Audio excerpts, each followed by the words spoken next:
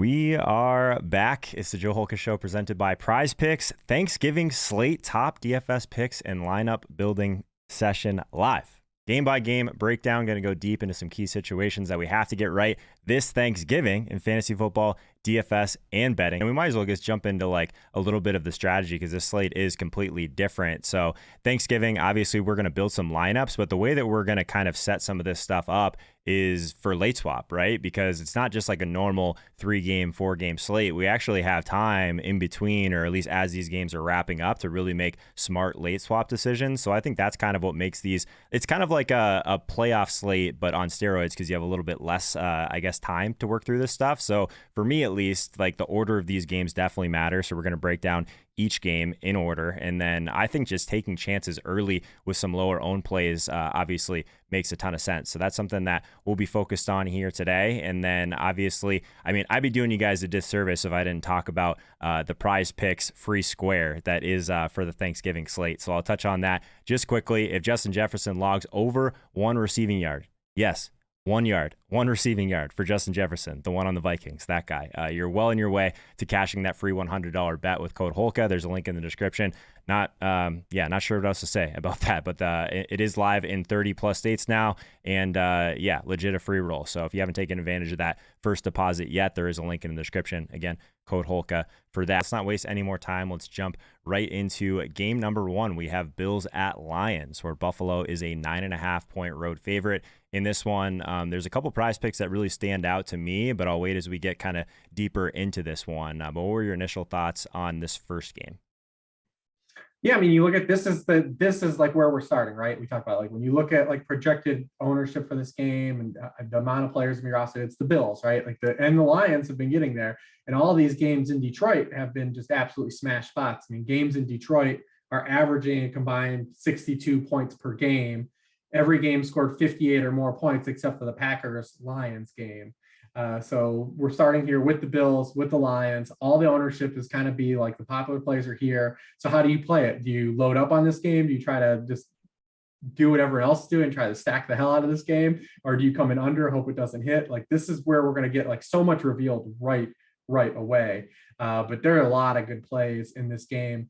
Josh Allen really kind of hasn't been himself like the past month, where it's like the elbow, the turnovers, kind of like the weird, just kind of game script that they had last week where they just couldn't finish drives. Like Tyler Bass goes off for like 25 fantasy points. They kick a ton of field goals. They're able to just run the ball down the Browns' throats like every team against the Browns this year. Josh Allen's thrown for 218 yards or fewer in 3 of the past 4 games.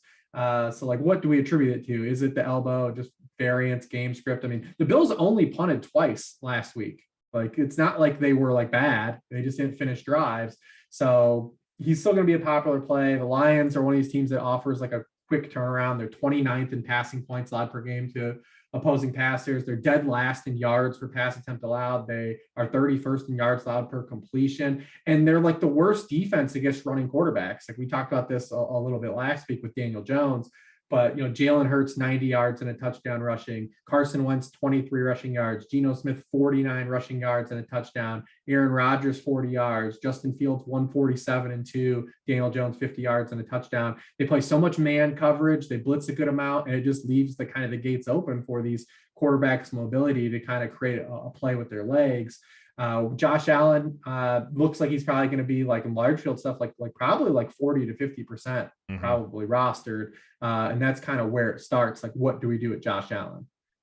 Yeah, if we were to just take a peek at the Sims here, Josh Allen is in the top 5 on DraftKings, even at 8K in terms of optimal rate. Obviously, just a 3-game slate, so we're going to see this optimal rate be pretty large overall, but 37% of the optimal lineups do have Josh Allen in them. So yeah, burning that quarterback slot early, obviously it's a little bit of a tougher thing to do on this type of slate where late swap is extremely valuable. But then we have Josh Allen right here, even over on FanDuel, he is the 4th highest optimal rate. So it's kind of like an interesting game theory decision, Reeves. Like, do you think that there is we'll get to these other games obviously, but I guess the upside is your roster is going to be completely different if you do fade Josh Allen though, right? Oh yeah, I mean he's the most popular play of the slate, and he's the most expensive play.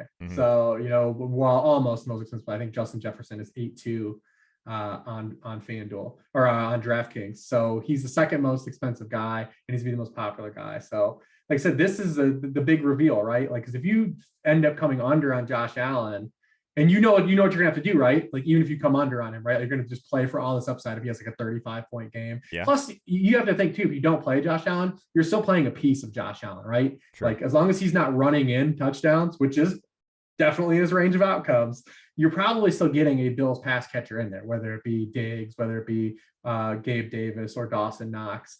So you're still probably getting a couple of those points back, but that's kind of where we're going to start and kind of know what to do. Even if you play him and he doesn't fail, like, we're just going to know kind of where we need to position the lineup with him. So we start with the pass catching side with him. Obviously, we're going to start with Stephon Diggs. And he's going to be in a great spot to like turn around and have this spike week. The Lions aren't going to have Jeffrey Okudah, which whatever, but it's just a next man up type situation. It's not like we were worried about Jeffrey Okudah slowing down Stephon Diggs. They're 26th in points per game allowed to opposing wide receiver ones. Remember too, they play man coverage at the 5th highest rate. Diggs is averaging 2.82 yards per route run against man coverage. Only Tyreek Hill is better than that. So it's just a tremendous spot, and we're removing the Lions' best corner guy from the equation this week. So pretty easy to say, like, yeah, we're going to jam in Stephon Diggs, but he's also be the easiest bring back that people are going to play when they first click Josh Allen. So you're going to either have to run doubles or triples to try to get kind of unique if you're stacking Josh Allen. Gabe Davis is the inverse of that, right? Like Gabe Davis, if you follow like Matt Harmon's work, like he's a guy who struggles against, he has really wonky splits versus man and zone coverage. Yep. He's averaging 2.1 yards per route run against zone, 0.86 yards per route run against man coverage. Now, no one on the Lions is really scaring you, and like they give up big plays, but there's maybe some leverage here if people are trying to get, save salary and stack Gabe Davis. He's a very volatile play based on this structure of defense the Lions play. Now, the Lions still, like I said, we're talking about a 38% man rate being the 5th highest in the league. That means they're still playing zone 60% of the time, which gives you plenty of opportunities as a wide receiver to cash in plays. Isaiah McKenzie has kind of ghosted us. Early in the season looked like he might be kind of like a viable flex play, a guy that would get involved. He didn't have a catch last week. He has 13 catches over his past 6 games. He's top 37 yards just one game this season. We haven't really seen Khalil Shakir take over, like really kind of get involved either since kind of like his breakout game. And then Dawson Knox is probably going to be pretty popular. It's a gross tight end slate. It's a gross tight end slate any week in the NFL. Mm-hmm. So when you only have 6 teams playing, we're definitely going to have a really condensed version of bad tight end play. He did have a season high 28% of team targets against the Browns, 7 catches, 70 yards. It was the first time he cleared 17% of the team targets. And remember, his target spike also coincided for a season low target opportunity for Stephon Diggs, right? Like that's how things work. Yep. It's we can't give Dawson Knox more targets without taking away from one of the wide receivers, right? And if we're going to give Diggs more targets this week, it's going to hurt some of these ancillary guys, like a guy like Knox. So that's kind of where we are on the Bills like pass catching side. The running backs will kind of be a fulcrum point too, because if you're fading Josh Allen or coming in under on Josh Allen, you're basically hoping for like a run out where you're getting rushing touchdowns, right? From the Bills, like we have the last 2 weeks. Devin Singletary's got 3 rushing touchdowns the past 2 weeks after he had 0 prior to that. The interesting thing too, is if you look at it from a top-down stance, the Lions have been pretty bad on a season-long perspective against the run, but since their bye, they've actually been okay. You look at since the bye, they've come back. They've allowed 3.96 yards per carry to opposing running backs. That's 14th in the NFL. Like that's not like 1st or 5th, but like they were at the bottom of the league. Like just being mediocre is like a huge step up. And if you played Saquon Barkley last week in cash, or if you jammed him in tournaments, you found out the hard way, right? Like there wasn't a run out. So the Bills running game is more of like an ancillary function of their offense, right? So like, if the Lions are going to play okay run defense and the Bills already don't really run the football a lot, like there's a lot of floor potential for a guy like Devin Singletary who doesn't catch a lot of passes and he's very touchdown dependent, right? Mm-hmm. So he's very volatile as kind of a tournament play and pivot if you're going to go away from there. And we're starting to see James Cook play a little bit more. This slate opens up for him to play. If it was like a regular like weekly slate, he's hands off, right? I mean, he's still only getting 30% of the backfield touches, every week. That's not enough to like play in season long lineups or like an actual like full large field tournament. But at 4,400, you have a team with a 30-point implied team total. They're projected to win. Like, he can get a run out here, right? Like, you only need a touchdown to get in the box or a big play, or this slate offers still, like, you're gonna have rostership everywhere. Like, Alexander Madison's gonna be rostered on some, like, Right. like, and if you get an injury to one of these guys, like, it opens up for like any of these like ancillary kind of jabroni backups to like really kind of run away with the slate. So it's going to be interesting at 4,400. I bet James Cook gets a little bit of steam going. Yeah, I was literally just gonna ask you, what do you think that Cook's ownership would be? Because like the pricing isn't really a problem. Like, it's Thanksgiving, they No. price people down so that you can build team. Like, you're gonna, like, if you've been like struggling to build DraftKings lineups the last couple of weeks, it's a little bit different on Thanksgiving because they do make it a little bit more palatable, especially some of these wide receivers. So yeah, what do you think the ownership would be for James Cook? Because at 4,400, like, I mean, you could just play Dawson Knox for 3,500. You know what I mean? The ownership is like the biggest difference. But man, if you're just looking at straight ceiling, I don't know. The James Cook thing, I get it, but like, is that a little bit too thin, you think? Yeah, I think he's very thin for what I mean, I don't know. Like, everyone looks at like kind of their different projected ownerships. Like, I'm showing that he's basically gonna be like 10 to 15%, which is probably too much, right? Yeah. I was gonna say 5, but that could be maybe. I think he's gonna be like a pretty popular like play. Cool kid GPP play. Yeah, I got Well, because I think when you look at this from a top-down slate stance, like, what running backs are like you like really scared of, right? Like, we've got Saquon and we've got Dalvin Cook, and we do have like the Cowboys guys, but like, we'll get there and talk to these guys. But like, there's potential for the slate when you look at it, running backs versus wide receivers, to where it's still a really wide receiver dominant slate, especially on a full point PPR site like DraftKings. You look at these running backs, like, how many of these guys are really gonna like flirt with like 30-point ceilings? Yeah, you could argue that like the top 4 wide receivers probably have a higher ceiling than like the top 2 or 3 running backs for sure. Like, every single one of them, like obviously Diggs, Jefferson, CeeDee Lamb, like even Amon-Ra, if you want to put in that like category, like I'd probably have all of those guys like from a ceiling perspective ahead of Dalvin, ahead of Ramondre, maybe not Saquon, but like it's definitely a tier above, especially at the top end for Diggs and Jefferson. So I'm totally with you, and the prices aren't that much different. So like, we can get up to some of these elite wide receivers. So I'm in on that. I think that a common build this week, and I say common as in like these guys will be like just double-digit ownership, but like, you're probably going to see like a lot of people just like kind of not give away that RB2 spot, but like be willing to just play like a kind of a jamoke to hope to run into something. Yeah, I'm with you.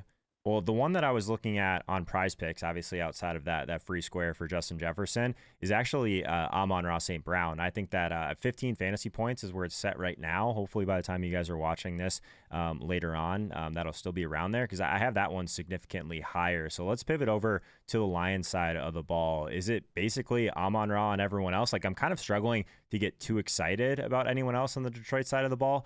I guess, is there anyone that you are super pumped about? Like Jamal Williams at like 20-ish%, like that just seems bad to me, but I could be wrong. Do you remember on last week we broke down that Giants game and we were talking about in a GPP Jamal Williams, and we were talking about how hard I don't think we did. We thought. No, we were talking about how he was like sandwiched between like all the other running backs we wanted to play. That's right. And it was like, we were building this line stack, and it's like, yeah, because he is like the ultimate GPP bro guy. The dude, when he scores multiple touchdowns. True.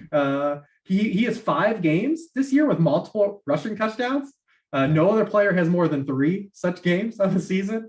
We've seen the Lions kind of take a really kind of delicate approach with DeAndre Swift. Williams has 48% of the backfield touches over the past 4 games. He's not catching any passes, right? Like 47% of his fantasy points this year are touchdowns alone. It's the highest rate among running backs. Mini Jamal Williams is also on this slate, in Ezekiel Elliott, who has turned into basically Jamal Williams, like the poor man's version, which is really wild to say.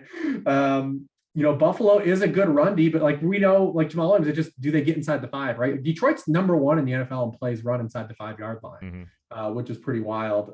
So, I mean, that's where it is, but he's not like a good running back. That's what's crazy about Jamal Williams. He's not catching a lot of passes. He's 26th in yards generated after contact among 32 running backs, 100 carries or more. It's just he's falling into the paint every week, and when he falls in the paint, he's falling in there multiple times. So people are going to chase those touchdowns, right? Because like a lot of people have really good feelings with Jamal Williams this year, right? You picked him up as your RB2 and your anchor builds. You're just enjoying the ride. That's and right. I think a lot of people are going to do that again this week. But he's a guy, like, from an archetype stance, he's a guy I want to fade when he's popular, like just inherently. Definitely want to be under him. I don't know if that means like we can just outright just say like DeAndre Swift is contrarian. Who do you think comes in higher roster, DeAndre Swift or James Cook? Man, I want to say Swift, but I could be totally wrong just because of the way salaries are. But yeah, that's an interesting one, I think. I don't know. Who do you think? I think it's probably, I don't think they're probably that far off. And, Yeah. We've got a situation where the Lions might have to chase points. DeAndre Swift is still getting high value touches. I mean, he has a touchdown in 5 of 7 games too. Like he's getting some high value touches. Mm-hmm. He's not that expensive. He's $100 cheaper than Devin Singletary. Devin Singletary is probably going to have at least double the rostership of DeAndre Swift. Yeah. Oh no, totally. 100%. So yeah, you get a pivot there. I mean, we have Justin Jackson. He played 25 snaps last week. So like he's kind of involved. Like, does he get any high value touches? That's been kind of the rub with him is he's getting some snaps, but it's all Jamal Williams and Swift. Like anytime it's like a high value touch. Yeah, it's gonna be interesting to see what happens. We've seen the Bills give up some big runs. They're number 1 in the NFL in yards. The yards before contact allowed. Like they allow the fewest yards before contact. What's hurt them is they are like a really shitty tackling team. They've given up really like long runs, and that's what hurt them. But we've seen like they're great at getting penetration and hitting backs in the backfield. Nick Chubb, 14 carries, 19 yards last week. When have you seen a Nick Chubb game like that? Where Nick Chubb, it was only the 4th time in Chubb's career where he had more receiving yards than rushing yards. That's crazy. Yeah. So they're able to get penetration. It's when they don't tackle, which gets them in trouble. Like you think like the long Dalvin Cook touchdown run that they allowed, or like you go back to Sunday night a couple weeks ago against the Packers, right, where you're just giving up chunk runs. And if there's a guy that's going to create a chunk run, like it's going to be Swift, right, and not Jamal Williams. So I just said is 26th among 32 backs in yards after contact. So I think he's a pretty interesting play. I don't know how. If we'll get there, but I do think he's pretty interesting if he's going to be like similar rostership to a guy like James Cook, who he probably has a similar touch count to. Yeah. And probably has a chance to catch a lot more passes. Yeah, I think his ceiling is probably higher. I mean, it's obviously you're paying an extra $1,200 or whatever for him, but I'm with you. I think that like those are the type of like chances that you want to take in game number 1 for sure. But I think like the reveal, like you said, we know at 12, like if he's like your GPP like plant, you know what you have to calibrate afterwards if he hits or doesn't. Yeah, and there's tons of value in that for sure, especially if like it isn't a Josh Allen team and Josh Allen goes completely nuclear. Like you're gonna have to make moves regardless. So there's like last year, we talked about it last year, and like remember last year the guy was Josh Reynolds, right? Like no one kind of knew what to do with the Lions guys, and if you have you go a little bit over on Josh Reynolds, like last year he catches the 35-yard touchdown like the first drive of the game, and like you kind of can like. You can adjust the rest of the way out knowing that, right? I always love to play like my flyer guys early, even on main slates, because then you just know what to do, whether they hit or not.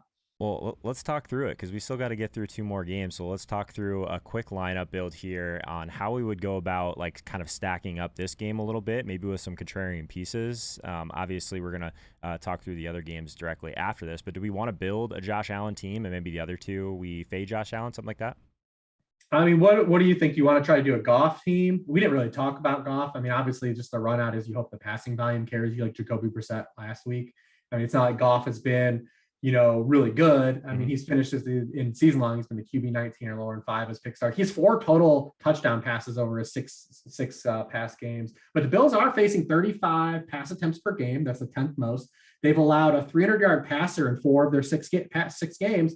And other thing we've seen is that their secondary is a bit banged up, and it started to catch up to them. You saw Amari get there, down Peoples-Jones. Like they're giving up points to wide receivers as well. They've also allowed 300-yard passing games to Kenny Pickett and Jacoby Brissett over the spans. Like Goff is capable of getting there as like a flyer too. He's cheap, man. And outside of like Josh Allen, like it's pretty flat, like in terms of ceiling, and he's one of the cheaper ones. So I'd be in on that. So we're obviously going to throw the sun god on here, right? We're okay with eating that chalk for playing Jared Goff.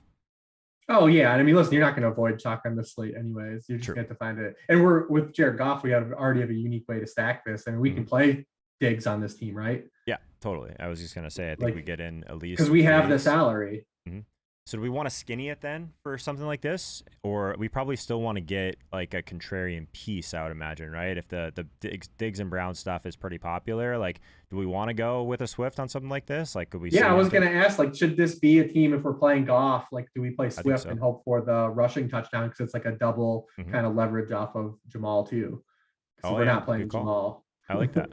Okay, cool. So I guess like overall, just looking at some of the defenses, like there's really only, I mean, there's a couple big favorites on this slate, but I don't know. I like having the later defenses, which is kind of nice. So we have Dallas at 2,400, we have the Patriots at 3K, Vikings at 3,100. So from like a defense perspective, do we want to try and get up to game number 3 with the Vikings and Patriots, or do you have any interest in maybe going Giants on game number 2?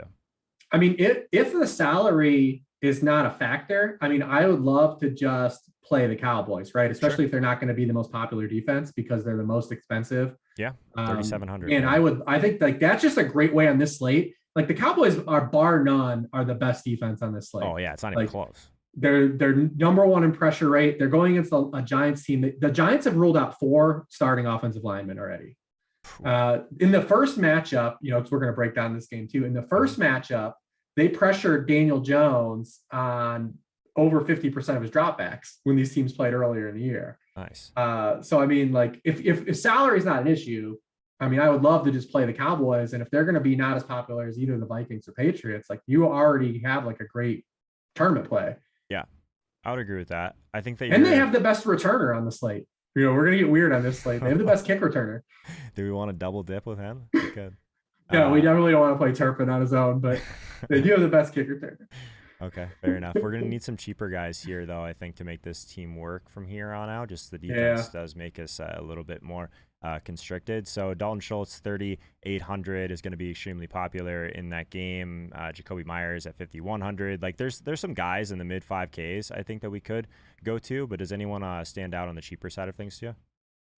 On the cheaper side, I mean, I guess we could, if we run it back with Knox, does that make it just like we should have played an Allen team? I don't think so. Okay. I mean, we can play Knox at 35. Yeah, I think that's fine.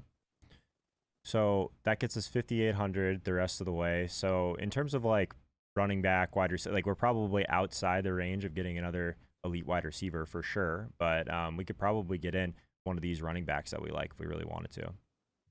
Yeah, I think we're going to come and see Ramondre be the most popular guy. I mean, he has over 20% of the team targets in the past 4 games.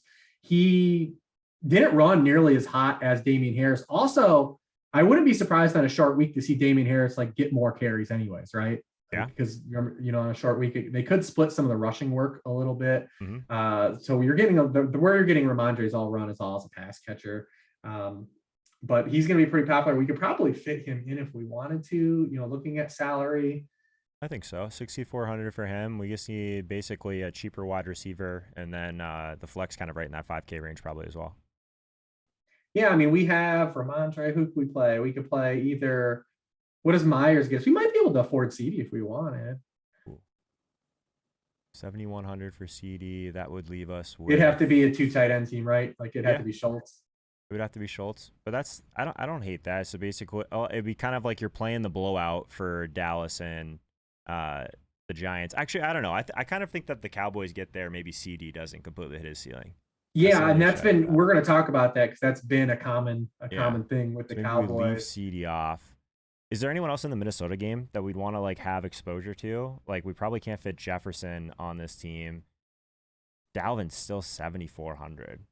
I mean, Jacoby Myers is a pretty great price. I think at 5,100, especially on this site particular where he, it's more. That gives us 59 if we wanted to go that route. So we could just play the Cowboys and Zeke if we think Zeke smashes here just with like more touches. But 5,800, it's just so gross. It is, man. At least he's baby Jamal Williams. He's basically like been reverted to Jamal Williams right now, where you're just hoping that he scores touchdowns because Zeke has, I think, 6 receptions on the year. So you're not going to catch us either. We could just put, we have enough salary for Harris if we just want to play both of them. Or we could go Singletary on this team and then just kind of play like the Josh Allen doesn't get there, but some of the pieces still kind of hit. You just basically don't have the optimal roster construction. So I think if like Jared Goff gets there, like he's still probably going to be playing from behind for the most part, right? So So I don't mind Singletary. What do you think of that? Yeah, I think that's fine to go there. But like we only have 1 late piece on this team, or we have 2. We have both the Patriots, no Vikings. Well, the good news is we have 2 more games to talk through and 2 more lineups to build. So game number 2, Giants at Cowboys. Dallas is a 9.5-point home favorite in this one. Reeves, we're gonna have to fly through this one probably a little bit quicker than the last one. But this is a super this is a super interesting game. But honestly, like seems somewhat one-sided to me unless I'm completely off. Yeah, it looks rough on paper here for the Giants. It looks like their little deal with the devil is finally catching up with them. 'Cause remember that Yeah. the Giants have trailed for the largest amount of snaps of any team with a winning record. And Dallas is starting to really, and Dallas beat them with Cooper Rush already too, on the road in New York. Since Dak Prescott returned in week 7, the Cowboys are first in the NFL in points per drive. They are third in scoring rate per drive. They are second in touchdown rate per drive. Over that span, over with Cooper Rush, they were 20th and 29th. So like this is a complete night and day situation offensively, and the defense is still running as pure. The real kind of thing is like, if it's going to be a flood for the Cowboys, like we saw on Sunday, we've seen like they don't really press the issue. Like you're not going to get a lot of pass attempts, and like that forces like the Dallas passing game to be really hyper efficient. Which is a tough way to live, from a fantasy stance. You look at Dak, he did that last week, but it limits the opportunity everyone gets. Like Pollard gets there for 6 catches and 100 yards, but like, are we going to count on Pollard going for 100 receiving yards every week and 2 touchdowns? Like, absolutely not. But that's what it forced. No one gets a lot of targets. That's what's kind of a bummer. It's a great matchup. We know the Giants are going to blitz. They blitz a league high 46% of opposing dropbacks. They play man coverage on 50% of all dropbacks. That's also the league high. Dak, 8th in EPA per dropback against the blitz, 2nd in completion rate against the blitz. He's been awesome against man coverage. The Giants also are down 2 cornerbacks in this game. And remember, they already are missing Xavier McKinney, who's on IR from a couple weeks ago. He got hurt on vacation. No Adoree Jackson, no Fabian Monroe in this game. So like, it's just the Giants are just limping into this game, and the Cowboys should be able to do whatever they want here. Dak Prescott has thrown more than 27 passes just once in a game since returning to the lineup. Wow. And it was the Packers game where they got some pushback. So we need the Giants to really push back, I think, to force passing value. And that may be where you kind of want to say, like, all right, well, yeah, that limits a guy like CeeDee Lamb, because that's been CeeDee Lamb's like main bugaboo this year. If you look at all his metrics where he looks at, he's 3rd among all wide receivers in target share. He's 6th in share of team air yards. He's 4th in target rate per route run, but Dallas is also 24th in total dropbacks per game this season. Dak Prescott, 25 dropback, pass attempts, 25, 27, 46, 25. Lamb has had 7 or fewer targets in 3 of his past 4 games because of that. So like the rate stats are all good. Like it looks good, all these things like target share and air yard share and all these things. But like if your team's not throwing the football, that you can't get any juice out of those. So that's kind of what we need here. But tremendous matchup though. We talked about the Giants cornerback situation. It's a disaster. Lamb also has the highest scoring PPR game against the Giants already this season, back in week 3. So like, the neon signs are kind of up for him in this matchup. You just need the pass volume to get there. We need the Cowboys to keep throwing the football. But it's a tremendous matchup for him in this spot. Reeves, what's interesting looking at the Sims here, like obviously it's a 3-game slate. There's not a lot of Cowboys on here. Like Dalton Schultz at 3,800. I think we mentioned earlier that I like the PrizePicks over 37.5 receiving yards for him. If you haven't taken that one yet, I would grab it. But outside of that, like CD is pretty far down here for a small slate. 21% optimal rate in comparison to some of these other higher end options in like the mid 30% range on FanDuel. Pretty similar story. There's like no Cowboys on these, which is kind of interesting for a team that is such a heavy favorite pricing. And then also like what you said, like the defense is so good. Maybe it just gets to a point where these guys can't completely hit their ceiling. And then you can't really take on that price tag. So it's an interesting one for sure. Like what do we do with Saquon though? We just went through the Sims. Like Saquon still looks great in pretty much everything, even in a tough matchup though. What do you think about him? Yeah, he's interesting because don't forget that like the offensive line injuries have caught up to him a little bit too. Yeah. I mean, you see that last week, like they can't do anything, can't create any space for him. And Saquon, we talked about this last week on the show talking about that matchup, is like, where's the receiving gone for Saquon? Like weird. After week 1, I'm like, oh, this team's going to catch 80 passes this year. Like he's probably going to lead the team in receiving. And like, where's all the catches for him? He did have a season high 45 receiving yards when these teams played all the way back in week 3, but we already know like he's just a completely volatile runner. So if you do come in under him, like you just have to avoid the big play. He's 27th of 32 running backs with 100 more carries and success rate right now. But he is 2nd in explosive yardage on rushing behind Nick Chubb. So like, that's kind of the story. Like you can fade Saquon and you might look great for 3.5 quarters, right? Or the first 20 carries, but then he pops a big run. That's exactly what happened when these teams played in week 3. Saquon had a 28.6 success rate in that game running the football, but he also had a 36-yard touchdown run. Like, like that's kind of where he is right now. It's this completely volatile boomer bust runner. I do wish the receiving was there. You can run on the Cowboys if teams can stick with it. Even last week, Dalvin Cook had 72 yards on his 11 carries. Well, the Vikings did absolutely nothing and couldn't run the football the rest of the game. But efficiency was there. You just need the Giants to hang around this game, be able to run the football. Also, short week, Saquon's had a massive workload this year. Like, does he get limited in any capacity, right? Like, but the Giants, like, this is a must-win game for the Giants, borderline. Like, you've already lost the game to the Cowboys. It's the only division game you've played so far. They still have 5 division games left. You got to start winning some of these games because the whole NFC East is packed. Like, even the Commanders are like right there now. So like, you've got to win these division games. So like, the Giants have one good player. I don't want to dunk on Darius Slay. He's been pretty solid, but they kind of have to run through Saquon still. So you would hope that it doesn't limit him. But yeah, as the most expensive running back on the slate, like, he's kind of a tough play, I think, in this matchup. Yes. Like, I think what the more popular route is going to be on the Giants side is like just paying down a little bit, like going to like trying to find a way to jam in like Richie James at 3,400 or Darius Slayton.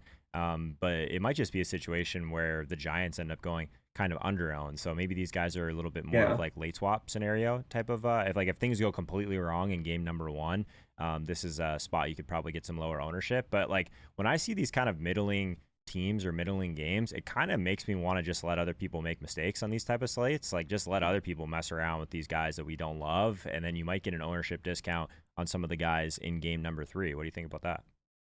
Yeah, I mean, I'm looking at Saquon's PPR game log here, and without Button, like, he's like, where are the 30-point games, right? Like, his good games are all like the high teens, like low 20s. It's like, even if you're getting there at that salary, like, is he going to break you, right? Like, if you come in under, like, and he gets 20 points, like, is that breaking you? Probably not. Yeah. We talk about like just trying to like not completely fade the guys that can just end the slate. Like, you're sitting there eating your turkey and you just know it's over for that team because you don't have a guy. I don't know if Saquon is that guy. At least that's not the general feel that I have so far. But let's jump into a lineup build for this game. Before we do that, I want to remind everyone we do have the free newsletter, the Touchdown Press. If you haven't checked that out, definitely do that. There's a link in the description. We'll keep you up to date throughout the week on what's going on in the NFL, in DFS betting, all that sort of thing. So on the DraftKings side of things, if we were to stack up this game, how would you probably go about doing that, Reeves? I mean, we probably gotta look at the Dak side. I mean, are we gonna, like, we can't play Daniel Jones, right? Like, what's the run out for Daniel Jones? I mean, it's so bad. Like, he has to run for a lot of yards, right? Like, that's basically like what you're counting on. I think we play the blowout scenario here, honestly. That's kind of, and that probably doesn't include Daniel Jones for me. So I don't know. Like, I think I'd just rather play one of the guys in game number 3 at that point. But maybe I end up being wrong there. Yeah, Daniel Jones, like, with this against this defense, just doesn't sit well with me. Like, this guy could absolutely dud. Yeah, I mean, I would probably rather play Mac Jones than Daniel Jones. Right? I think so too. Yeah. Okay, so let's play Dak on this one. So if we were to, there's so much chalk, I feel like, on the Dallas side, and it's just not performing that well in the Sims. Like, I want to let you pick a couple of these guys before I shove some bad plays down our throat. Well, I mean, if we're going to play Dak, obviously he's going to be played with Lamb. Yeah. So we either have to get creative. We either don't play Lamb or we have to play Schultz or Gallup, right? I think we don't play Schultz on this one, and I think that's because it's like the easier thing to do with Dax because he's so cheap. So we could always go with one of the other cheaper tight ends and not play Schultz. So if we didn't, I think like even just like the premium double with Gallup and CD is going to knock a lot of people out right away. And I guess Gallup's not even that premium, 4,600. They really priced them down too. So I think we double Dak, and then what type of bring back would you be looking for on the other side? You think? We want to go cheaper and then get up to some of the other studs, or do you want to get Saquon? I mean, it would probably be Slayton, right? Like, he's really the only guy. Yeah. He's basically been getting there every week. The past 6 games. He has a 21% of team target since week 5. That's 27th among all wide receivers. He's the wide receiver 10 in yards per route run over that same span. He's also probably going to play in the slot a lot more if Richie James doesn't play. Right. So Richie James, who had a knee injury last week, if he doesn't play, Slayton played 45% of his snaps in the slot, because the other two guys that they have, because Wandale got hurt, are Kenny Galladay and Isaiah Hodgins, who just don't play in the slot at all. So Slayton will probably move inside, and then you're like, Diggs doesn't travel to the inside at all. So you avoid Trayvon Diggs anytime the Cowboys want to play man. They're not really a man heavy team this year anyways, playing a lot of cover three this year anyway. So I mean, Slayton is probably the best bring back, because you can play Lawrence Cager or like Galladay or Isaiah Hodgins. I mean, Isaiah Hodgins probably will be a popular punt guy, because I think he's the man. I think he's 3K. Yeah. So I think he will be kind of popular as long as Richie James is ruled out. Okay. He'll be popular. But yeah, we can't play Matt Breida. Like, it's really like Slayton would be the only guy. That's true. In terms of defense, it's hard, because normally I'd be like, all right, just like pick the latest defense and then you pivot to like the lowest owned one. I think Vikings and Patriots are going to be like the two chalkiest defenses. So it's kind of like different than I typically like, right? So I don't even know if we have to go that direction.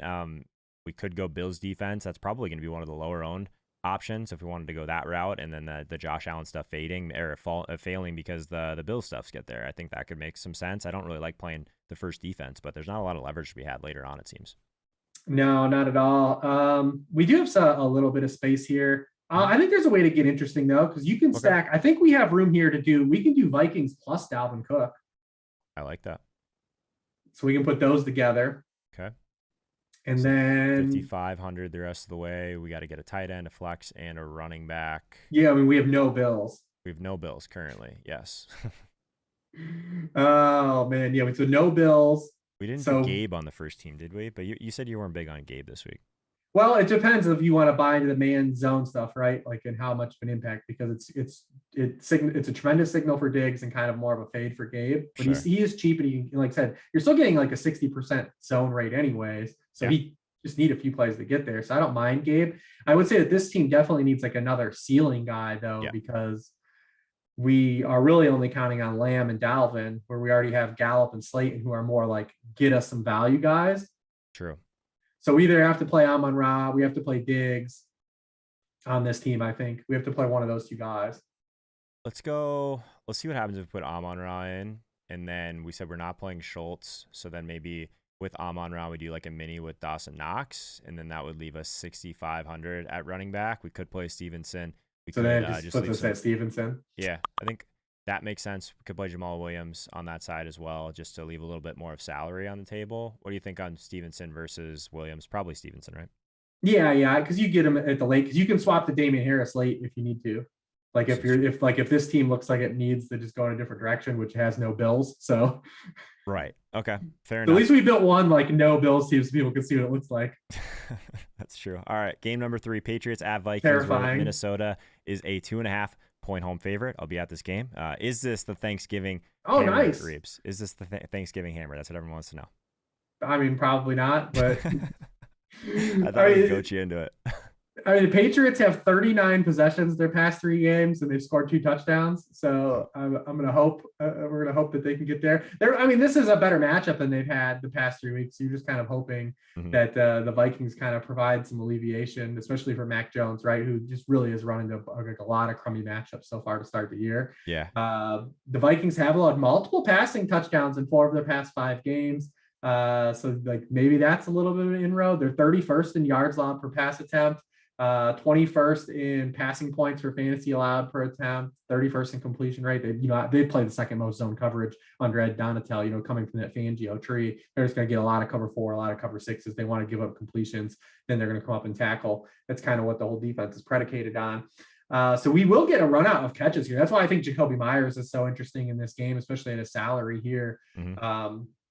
Because they play, like I said, Vikings play zone coverage, 83% of passing plays. It's the second highest rate in the league. He's been targeted, on 32% of his routes versus zone coverage. So, that's kind of where we're getting a run out here. We're just trying to stack catches at 5,100. Maybe we'll get into the box. He's gotten in the box a few times this year. So, that's true. We're just trying to stack catches, right, with Jacoby Myers. The thing is, outside of Jacoby Myers, who do you trust in this passing game? That's why Ramondre Stevenson is over 20% of the team targets the past 4 weeks, because Nelson Aguilar is running the second most routes in the team. Kendrick Bourne, Devontae Parker, Tyquan Thornton, these guys are all kind of cannibalizing each other, getting mixed in. The tight ends have done absolutely nothing the entire year. They combined for 1 touchdown on the year.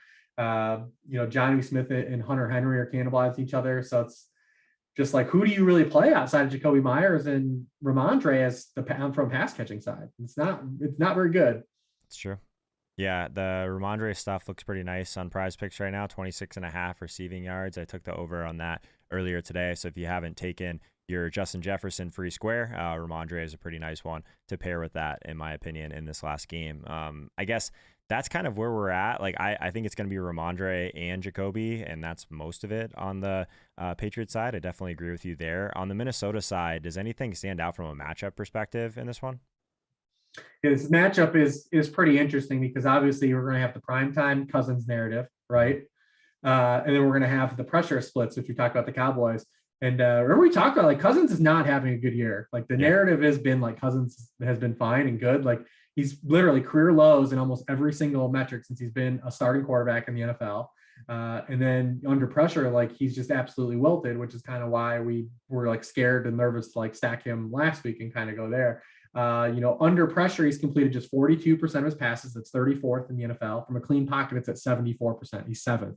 So it's a big time. They have to keep him clean. The Patriots are 3rd in pressure rate in the NFL. Now, the interesting thing with the Patriots is they've arguably probably played the worst slate of quarterbacks so far. I mean, just go down their schedule. They face Zach Wilson twice. They face Sam Ehlinger, Mitchell Trubisky, Jared Goff, Jacoby Brissett, Aaron Rodgers. And then they face Tua in week 1. It was week 1 Tua, and they face Lamar Jackson and Justin Fields, like, who are more runner, like getting you rushing production than passing production for fantasy.